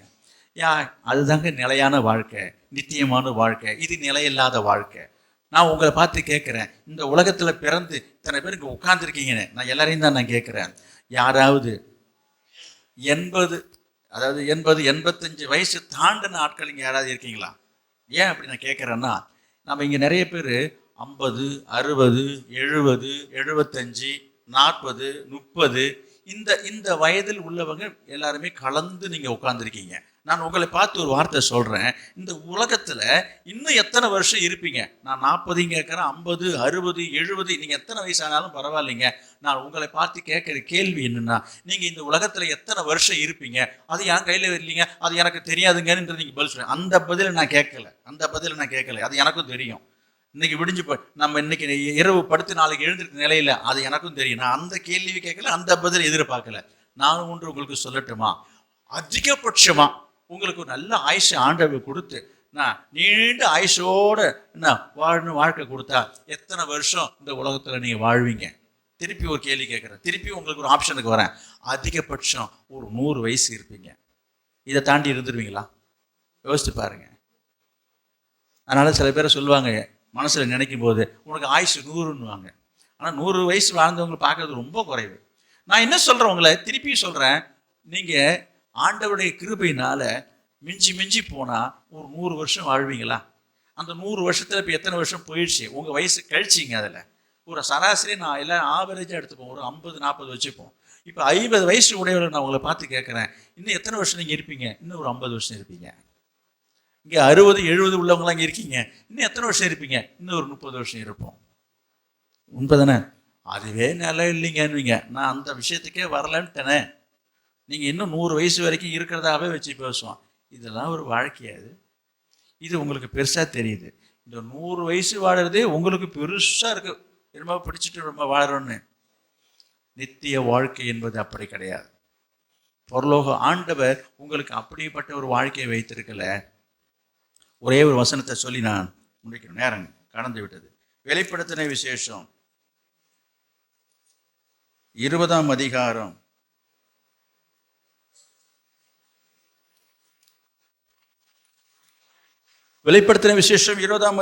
4வது வசனத்துல பெரிய வசனமா இருக்கிறது. அன்றியும் நான் சிங்காசனங்களை கண்டேன், அவைகளின் மேல் உட்கார்ந்தார்கள். நியாய தீர்ப்பு கொடுக்கும்படி அவர்களுக்கு அதிகாரம் அளிக்கப்பட்டது. இயேசுவை பற்றிய சாட்சி நிமித்தமும் தேவனுடைய வசனத்து நிமித்தமும் சிரசேதம் பண்ணப்பட்டவர்களுடைய ஆத்துமாக்களையும் மிருகத்தையாவது அதன் சொரூபத்தையாவது வணங்காமலும் தங்கள் நெற்றியிலும் தங்கள் கைகளிலும் அதன் முத்திரையை தரித்து கொள்ளாமலும் இருந்தவர்களையும் கண்டேன். அவர்கள் உயிர்த்து கிறிஸ்துவனுடைய கூட 1000 வருஷம் அரசாண்டார்கள். மரணம் அடைந்த மற்றவர்கள் அந்த 1000 வருஷம் முடியும் அளவும் உயிரடையவில்லை. இதுவே முதலாம் உயிர்த்தெழுதல். நல்லா கவனிங்க. கர்த்தருக்குள்ள மரித்து கர்த்தரை ஏற்றுக்கொண்டு கர்த்தரை பின்பற்றி கர்த்தருக்காக வாழ்ந்து மரித்து போன அனைவரையும் ஆண்டவர் உயிரோட எழுப்புவார். ஒன்று, இது உண்மை. கவனிங்க, இது சத்தியம். இது ஒன்றும் கதை கற்பனைலாம் கிடையாது. அடுத்தது, அப்படி உயிர்த்தெழுது செய்த அவர்கள் என்ன செய்வார்கள் என்று பார்த்தீங்க, அவர்கள் உயிர்த்து கிறிஸ்துவுடனே கூட 1000 வருஷம் அரசாளுவார்கள். நல்லா புரிஞ்சுங்க. 1000 வருஷம் இயேசுவோடு கூட அவரோடு கூட சேர்ந்து நாம் ஆளுகை செய்ய போகிறோம். யாருக்கு இந்த பாக்கியம் கிடைக்கும்? கிறிஸ்துவுக்குள் மரித்தவர்கள், கிறிஸ்துவுக்காக வாழ்ந்தவர்களுக்கு தான். எல்லாருக்கும் கிடையாது.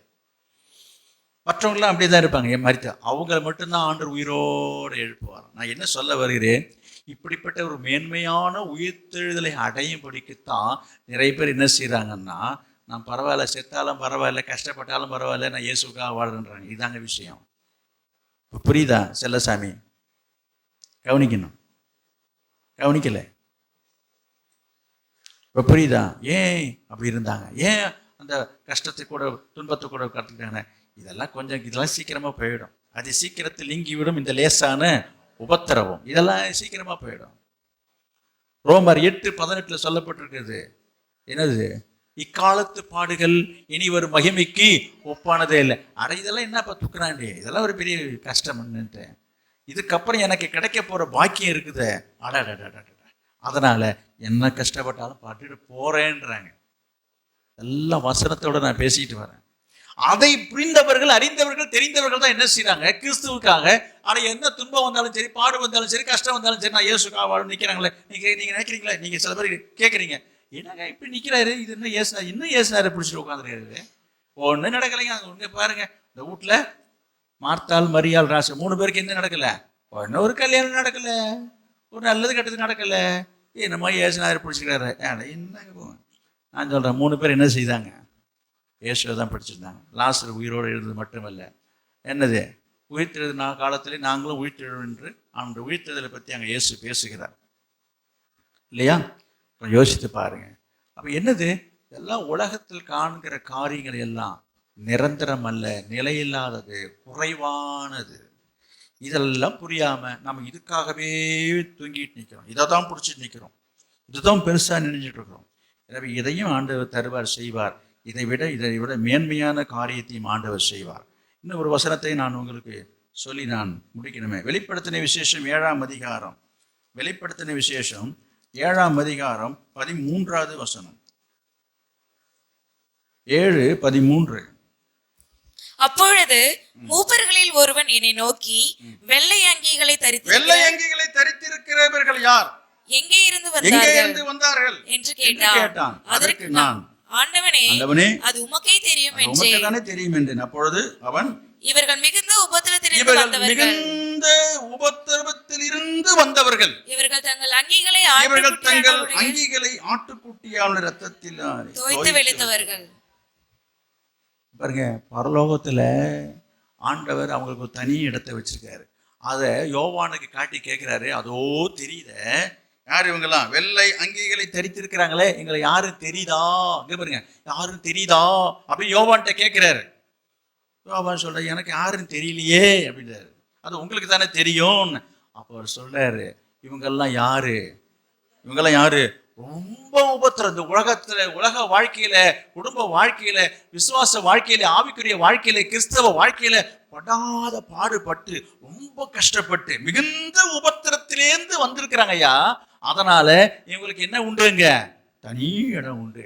அதுதான் எபிரேயர் 11ஆம் அதிகாரத்தில் சற்று முன்பு நீங்க வாசிச்சீங்களே, 11:35, என்னது, ஏன் அந்த வாதையில இருந்து, கஷ்டத்திலிருந்து, துன்பத்திலிருந்து விடுபட முடியாம, பரவாயில்ல என்ன செத்தாலும் சாவரம், ஏசுனா இருக்கா, நான் உயிரோடு இருப்பேன்னு சொல்றது காரணம் என்ன? மேன்மையான உயிர்த்தெழுதலை அடையும்படிக்கு நமக்கு பரலோகத்துல எனக்கு அந்த வாக்கியம் வேணும் என்பதற்காக தான் இந்த உலகத்துல நிறைய பேர் கஷ்டத்தை சந்திக்கிறாங்க, சகிக்கிறாங்கய்யா. இப்ப புரியுதா? இன்றைக்கு இயேசுவோடு இருந்த 11 சீஷர்கள், அதில் யூதாசை விட்டுடுங்க, 11 பேர் ரத்த சாட்சியாக தான் மரிச்சாங்க. அதுல ஒருத்தர் தான் தோமா. இயேசுவோடு கூட இருந்த தோமா தான் தமிழ்நாட்டில் சென்னையில் அவர் ரத்த சாட்சியாக மரித்தார். அவர் ஈட்டியால குத்தி தான் கொலை பண்ணாங்க சின்னமலையில். அதுதான் பரங்கிமலை, சின்னமலை என்று நீங்கள் கேள்விப்பட்டு, செயின்ட் தாமஸ் மவுண்டில் அவர் அடக்கம் பண்ணப்பட்டிருக்கிறார். எதுக்கு சொல்ல வரேன்? அவரோடு இருந்த அத்தனை பேருமே, நமக்கு தெரிஞ்சு ஒரு ஆள் இங்கே இருக்கிறார், மீதி எல்லாருமே சிரச்சேதம் பண்ணப்பட்டு ரத்த சாட்சியாக மரித்தார்கள். எதற்காக? மேன்மையான உயிர்த்தெழுதல் அடையப்படும். நீங்க நினைக்கலாம், நான் அப்படின்னு நினைச்சது உண்டு, ஆண்டவருக்காக வாழ்ந்தவங்களுக்கு ஆண்டவர்களெல்லாம் காப்பாற்றிருக்க கூடாதா, இதை தடுத்திருக்க கூடாதா, இந்த மாதிரி தான் உங்களுக்கு சாவு வரணுமா, இப்படிலாம் நான் நினைச்சது உண்டு. எப்ப?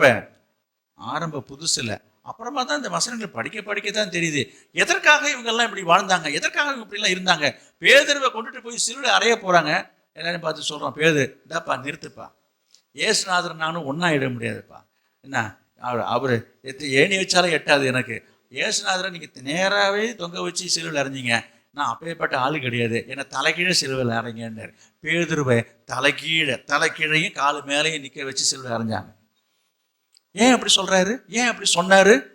கொஞ்சம் யோசித்து பாருங்க. அவங்கவுங்க தப்பிக்க தானே பார்க்கணும். இப்போ புரியுதா? அதான் இதாங்க சத்தியம். எனவே இப்படிப்பட்ட ஒரு மேன்மையான ஒரு காரியத்தை கர்த்தர் வைத்திருக்கிறார்.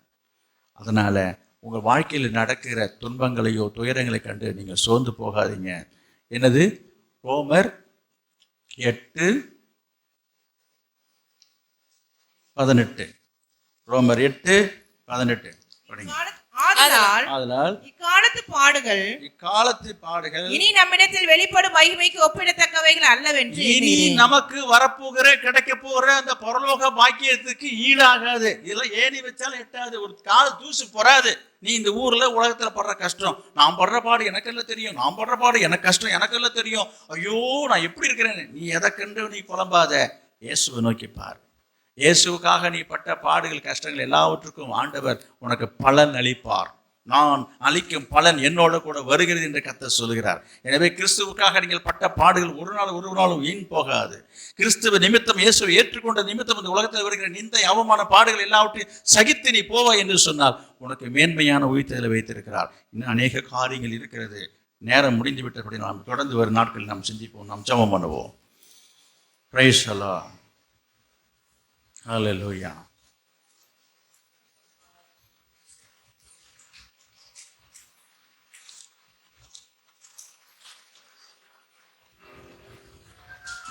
ஜீசஸ், என்ன சொல்ல போறீங்க? உங்க மனசுல இருந்த கேள்விகள், ஏன் எனக்கு இப்படி நடந்தது, ஏன் இப்படி நடக்குது, ஏன் என் குடும்பம் இப்படி இருக்குது, ஏன் என் பிள்ளைகள் வாழ்க்கை இப்படி இருக்குது, ஏன் என் குடும்பத்தில் நல்லதே நடக்க மாட்டேது, ஏன் எனக்கு மட்டும் கஷ்டம், ஏன் எனக்கு மட்டும் வியாதி, தொடர்ந்து நான் வியாதியாகவே இருக்கிறேனே, பலவீனமாகவே இருக்கிறேனே, இந்த கடன் மேலே கஷ்டத்திலே இருக்கிறேனே, நஷ்டத்திலே இருக்கிறேனே, வச்சது விலங்குல தொட்டது தொலங்களை எல்லாமே எனக்கு நஷ்டமாக முடியுது, கஷ்டமாகவே இருக்குது, எனக்கு மட்டும் ஏன் இப்படி நடக்குது? இயேசுவை நம்பி நான் வந்திருக்கிறேனே, என் பிள்ளைகளுக்கு ஒரு நல்ல காரியம் நடக்கலையே, ஒரு கல்யாண காட்சியை நான் பார்க்க முடியலையே, ஒரு குழந்தை பாக்கியத்தை பார்க்க முடியலையே, ஒரு நல்ல வேலை இல்லையே, ஒரு நல்ல வீடு இல்லையே, 4 பேர் போல நல்ல வசதியாக இருந்தாலும் வாழ முடியலையே என்று சொல்றீங்களா? கர்த்தர் லாசருவை தேற்றினது போல உங்களை தேற்றுவார். ஆபிரகாமின் மடியிலே உங்களை உட்கார வைத்து தேற்றுவார்.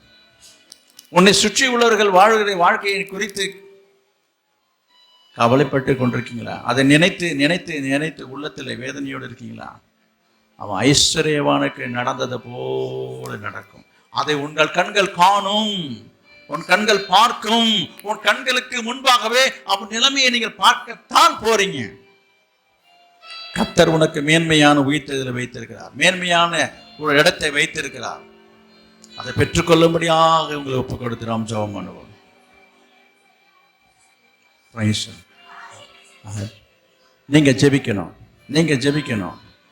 நீங்க ஜெபிக்கணும்னு சொல்றேன். முழங்கால் போட்டு ஜெபிச்சா நல்லது. முழங்கால் போட முடியல எழுந்து நின்று கொள்ளுங்க. இந்த 4 கால் பாய்ச்சல்லாம் வேண்டாம். பார்க்குறேன் சில பேருக்கு இவ்வளோ நேரம் தான் உட்காந்துருக்குறோம், எல்லாரும் எழுந்து நின்று போங்க. நம்ம நேரம் காலை மடித்து உட்காந்து கஷ்டமாக இருந்ததுனாக்கா எழுந்து நின்று கொள்ளுங்க. ஏன் அப்படி ஜெபிக்கக்கூடாது? வயசெல்லாம் ஹல்லேலூயா. ஏதாவது ஒரு தீர்மானம் எடுத்து ஜெபிச்சு ஒரு தீர்மானத்தோடு கடந்து போவோம். ஒரு நல்ல முடிவோடு தீர்வோடு நம்ம இந்த இடத்தை விட்டு போகணும். Praise the lord. ஹல்லேலூயா.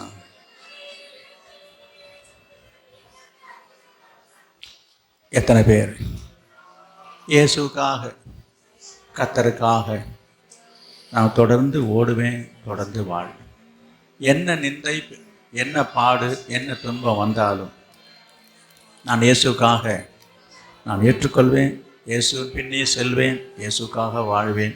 அந்த மேன்மையான உயிர்த்தெழுதலை அடையும்படிக்கு ஆண்டவர் எனக்கு என் வாழ்க்கையிலே அனுமதிக்கிற எந்த கஷ்டப்பாடா இருந்தாலும் நான் ஏற்றுக்கொள்ள தயார். எதையும் நான் ஆண்டவருக்காக சகிப்பேன். ஏனென்றால் ஆண்டவர் எனக்கு ஒரு மேன்மையை வைத்திருக்கிறார், மகிமையை வைத்திருக்கிறார், மேன்மையான உயிர்த்தெழுதலை வைத்திருக்கிறார், இந்த பாடுகளுக்கு உரிய பலனை வைத்திருக்கிறார் என்பதை நான் அறிந்து கொண்டேன், புரிந்து கொண்டேன், உணர்ந்து கொண்டேன், தெரிந்து கொண்டேன் என்று சொல்றவங்க மட்டும் அப்படி ஒரு வாழ்க்கை வாழ விரும்புகிறேன், ஆண்டவருடைய உதவி எனக்கு வேணும், கிருபை வேணும், அந்த பாதையிலே நான் உறுதியாக பின்தொடர விரும்புகிறேன் என்று சொல்றவங்க மட்டும் உங்க கையை உயர்த்தினா போதும். விருப்பம் இல்லாதவர்கள் கையை உயர்த்த வேண்டாம். விருப்பம் உள்ளவர்கள், இப்படிப்பட்ட ஒரு அனுபவம், இந்த ஆசீர்வாதம், இந்த பாக்கியம் எனக்கு வேணும். துயரப்படுகிறவர்கள் பாக்கியவான்கள், துன்பப்படுகிறவர்கள் பாக்கியவான்கள், பரலோக ராஜ்யம் அவருடையது என்று இயேசு சொன்னாரே. எனக்கு அந்த பாக்கியம் வேணும், எனக்கு அந்த பரலோக பாக்கியம் வேணும், அந்த வாழ்க்கை தான் எனக்கு வேணும், இந்த வாழ்க்கை எனக்கு போதும், இது அழுத்து போயிடுச்சு, சலிச்சு போயிடுச்சு, இது கொஞ்ச கால வாழ்க்கை, இது நிலையில்லாத வாழ்க்கை, நிரந்தரம் இல்லாத வாழ்க்கை, அழிந்து போகிற வாழ்க்கை, நாளைக்கே முடிஞ்சு போற வாழ்க்கை. ஆண்டவர் எனக்கு ஒரு நித்திய வாழ்க்கையை வைத்திருக்கிறாரே, அவரோட கூட வாழணுமே, அவரோட கூட ஆளணுமே, அவரோட கூட நான் ஆளுகை செய்யணுமே, அவரோட கூட பாடுபட்டால் அவரோட கூட ஆளுகை செய்வோம் என்று சொல்லப்பட்டிருக்கிறது. ஓ ரீபாலாதார ஷந்தேனி வீலாகாலாந்தாரியா துராகாரவர. விருப்பம் உள்ளவர்கள் உங்கள் வலது கையை உயர்த்தி கர்த்தர்ட்ட சொல்லுங்க, ஆண்டவரே நான் உமக்காக வாழ விரும்புகிறேன், நான் உமக்காக வாழ விரும்புகிறேன். என்ன பாடு துன்பம் நிந்தை அவமானம் எது வந்தாலும் இயேசுவுக்காக வாழ்வேன், அந்த பரலோகத்தை அடைவேன், அந்த பரலோக பாக்கியம் எனக்கு வேணும், உயிர்த்தெழுதல் வேணும், அந்த மேன்மை எனக்கு வேணும், என்னை ஒப்புவிக்கிறேன், என்னை அர்ப்பணிக்கிறேன் என்று சொல்லுங்க. கர்த்தர் உதவி செய்வார். பரிசுத்தமுள்ள எங்க நல்ல பிதாவே, நாங்கள் உம்மை ஸ்தோத்திரிக்கிறோம். இன்றைக்கு உம்முடைய நோக்கி தம்முடைய கைகளை உயர்த்தி தன்னை ஒப்பு கொடுத்து அர்ப்பணித்து ஆண்டவர் அறிக்கையிட்டு ஜெபித்துக் கொண்டிருக்கிற உடைய பிள்ளைகளை கண் நோக்கி பாரும். நீ அவரை கரம் நீட்டி தொடும், தொட்டவர்களை ஆசீர்வதியும், அவளுக்கு அனுகிரகம் பண்ணும், அவளுக்கு அந்த கிருபைகளை தாரும், அவர்களுக்கு அந்த கிருபைகளை தாரும், அவளுக்கு அந்த அபிஷேகத்தை தாரும். எதையும் எல்லாவற்றையும் உமக்காக எல்லாவற்றையும் தாங்க, சகிக்க, பொறுக்க கிருபை செய்யுங்கப்பா, கிருபை செய்யுங்க, நீர் உதவி செய்யுங்கப்பா. ஒப்பு கொடுத்த அனைவர் மீதும், சபையில் உள்ள அனைவர் மீதும் அபிஷேகம் இறங்கட்டும், வல்லமை இறங்கட்டும், உமக்காக சாட்சியாக, இரத்த சாட்சியாக வாழட்டும், ஜீவிக்கட்டும். ஆசீர்வதியும் இயேசுவின் நாமத்தில் பிதாவே, ஆமென், ஆமென், ஆமென், ஆமென். ஒரு நிமிஷம் உட்காருங்க. நான் இன்னும் ஆசீர்வாதம் கூறல, இல்லை, ஒரு காரியத்துக்காக ஜெபித்து நாம் இப்போது ஆசீர்வாதம் கூற இருக்கிறோம். கவனிங்க, நான் கடந்த வாரத்தில் 2 வாரமாக நான் தொடர்ந்து சொல்லி கொண்டு வந்தேன். அதாவது சபையில் கர்த்தருடைய ஊழியத்தை செய்வதற்கு ஆர்வமாக இருக்கிறவர் நான் சொன்னேன். பகுதி நேரமாக, முழு நேரத்தை நான் சொல்லலை, திருப்பி சொல்கிறேன். ஓய்வு நேரங்களிலே கிடைக்கிற வாய்ப்புகளே, தருணங்களிலே எல்லாரும் ஊழியம் செய்யணும், அதில் எந்த மாற்று கருத்தும் இல்லை. அப்படி யாருக்கெல்லாம் செய்ய விருப்பம், ஆர்வம் இருக்கும் என்று சொல்லும்போது ஒரு சிலர் கையை உயர்த்தினீங்க இல்லையா? கடந்த 2 வாரமாக நான் அதை சொல்லி கொண்டு வருகிறேன். அப்படி கரங்களை உயர்த்தி இந்த காரியத்திற்காக பெயரை கொடுத்தவர்களுடைய பெயரை நான் இங்கு குறித்து வச்சிருக்கிறேன். அப்படிப்பட்டவங்க தயவுசெய்து முன்ன வாங்க, ஒரு ஜெபம் பண்ணி நான் முடிக்க போகிறேன். வேறு ஒன்றும் இல்லை, நாம் ஒரு ஜெபம் பண்ணணும். உங்களுக்கு சகோதரிகள் இந்த பக்கமாகவும் பிரதேஷ் இந்த பக்கமாகவும் வரணும்.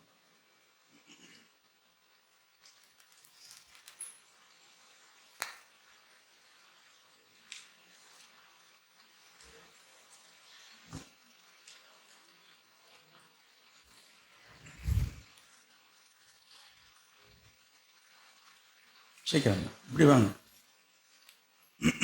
இப்படி வாங்க. பிரதேஷ் இந்த பக்கம், சிஸ்டர்ஸ் இந்த பக்கம். கடந்த 2 வாரமாகவே நான் சபையிலே மைக்கில் சொன்னேன். அதில் சிலர் கை தூக்குனீங்க, அவங்கள தான் நான் சொல்கிறேன். மைக்கில் உங்கள் பேரை சொல்லணுன்னா சொல்லுங்கள், நான் சொல்லட்டுமா? சொல்லணும்னு ஆசையாக இருந்துன்னா சொல்லுங்கள். பேரை சொன்னால் தான் வருவேன்னாக்க ஓகே.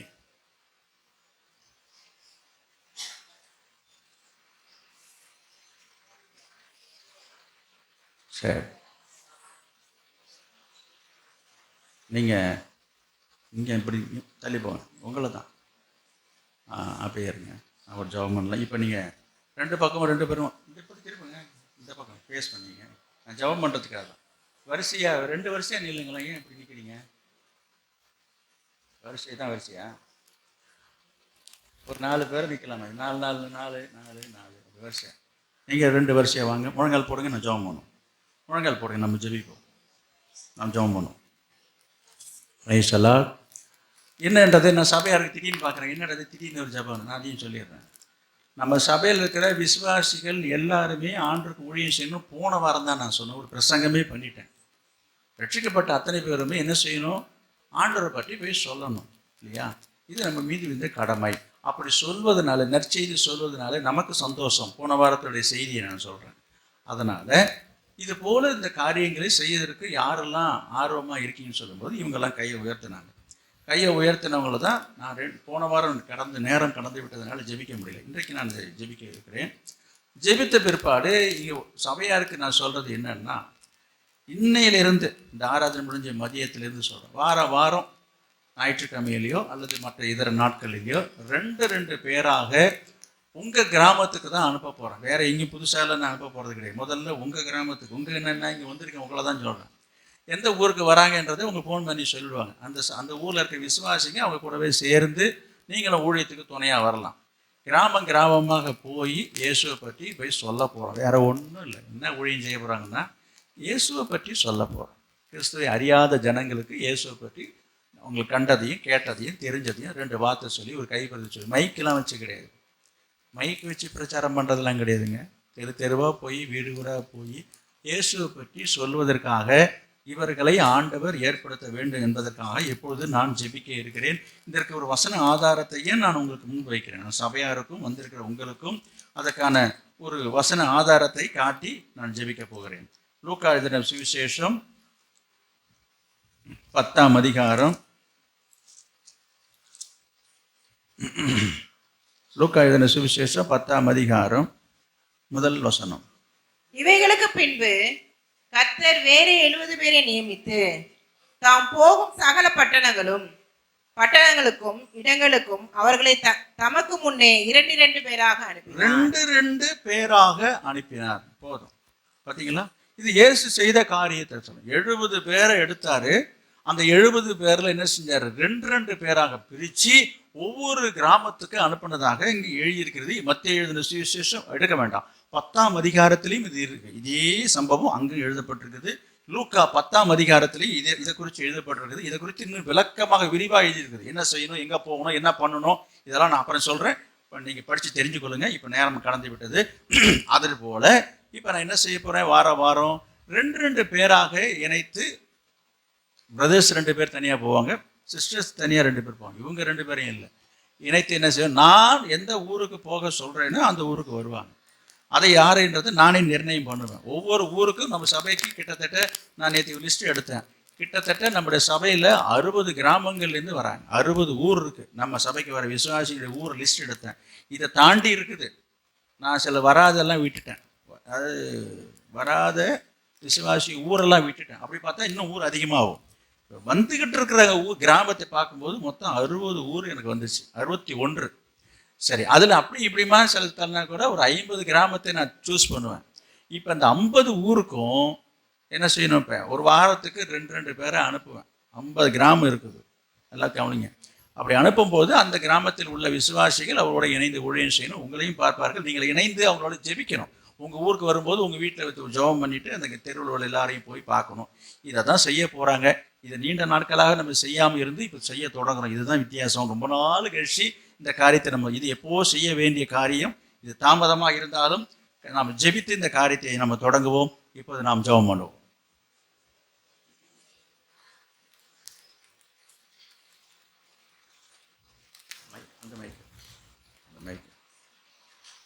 ஸ்தோத்திர ஆண்டவரே, மக்கு ஸ்தோத்திரம். இப்போ என்னோட கூட சேர்ந்து நீங்கள் எல்லாரும் ஜெபிக்கும்படி உட்கார்ந்துருக்கிற விசுவாசிகள் எல்லாரையும் நான் கேட்கிறேன். எங்களோட கூட இந்த நேரத்திலே நீங்கள் எல்லாரும் இந்த ஜெபத்தில் இணைந்து கொள்ளும்படி நான் உங்கள் அன்போடு கேட்டுக்கொள்கிறேன். பிரைஸ் அல்லாஹ். முதலாவது இந்த காரியத்திற்காக தங்களை அர்ப்பணித்து ஒப்பு கொடுத்து முன் வந்த இவர்களை கர்த்தர் பயன்படுத்தணும் என்று சொல்லி எல்லாரும் கரங்களை உயர்த்தி கர்த்தரை ஸ்தோத்திரம். எல்லாரும் கரங்களை உயர்த்தி கர்த்தரை ஸ்தோத்திரம் பண்ணுவோம். ஸ்தோத்திரம் ஸ்தோத்திரம் ஸ்தோத்திரம் ஸ்தோத்திரம் ஸ்தோத்திரம் ஸ்தோத்திரம் ஸ்தோத்திரம் ஸ்தோத்திரம் ஸ்தோத்திரம் ஸ்தோத்திரம் ஸ்தோத்திரம் ஸ்தோத்திரம். Praise the lord. ஹல்லேலூயா. ஸ்தோத்திரம் ஆண்டவரே.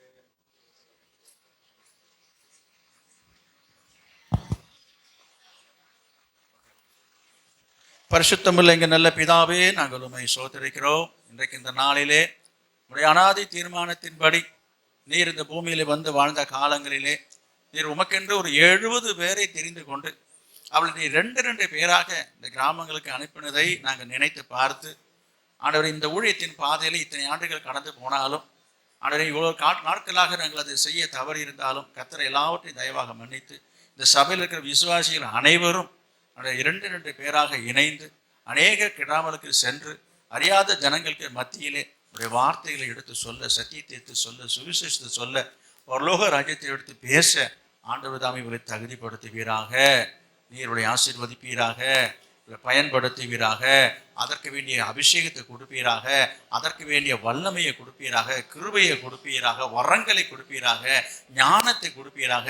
என்ன பேசுவோம், எதை பேசணும், எப்படி பேசணும் என்பதை பற்றிய ஒரு ஞானமுள்ள ஒரு ஆவி, ஒரு ஞானமுள்ள ஒரு இருதயத்தை தரும்படியாக நாங்கள் ஜெபிக்கிறோம். ஆண்டவரே உமக்கு ஸ்தோத்திரம், ஸ்தோத்திரம். இந்த ஊழியத்தை அவர்கள் இன்று முதல் ஆண்டவரே நீர் வரும் வரையும் ஆண்டவரே வருகை மட்டும் இதை தொடர்ந்து செய்ய நீர் அவரை கரங்களை திடப்படுத்துங்க, தைரியப்படுத்துங்க அப்பா.